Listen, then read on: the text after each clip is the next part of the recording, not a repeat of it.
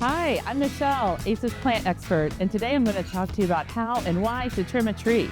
There's a few different ways and reasons that you would trim a tree.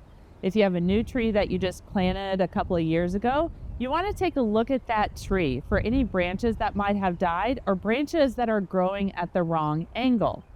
And by angles, I mean the branches that come out of the tree trunk. So imagine my body is the tree trunk, and my arms are the different angles.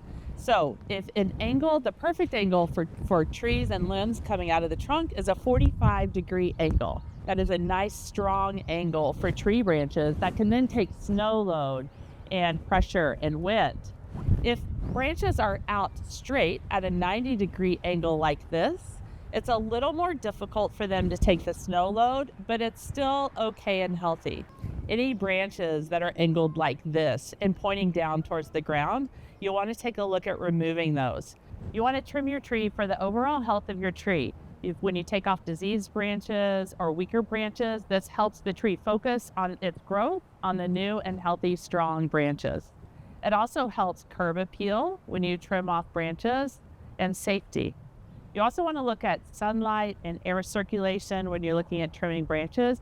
And remember, two things can't occupy the same space. So if you have a dead branch growing out of the tree, the new branches can't grow in and fill that space. So you definitely want to remove those branches.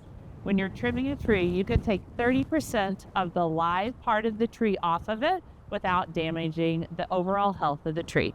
You also want to take a look at the suckers that might be coming up from the bottom, also called epicormic branching or abnormal branching. And you want to trim those off as well. Any suckers that stem right up from the base of the tree or come up from the roots. Here's our completed tree. One more tip for you. If you're unsure if you should take a branch or not off of the tree, then maybe you should take a look at that branch, move it around a little bit. You might step back a few feet, look at the overall tree. Is the overall look of the tree going to be affected if you take this branch off? And if the answer is no, go ahead and remove the branch. Coming up next, another great plant video.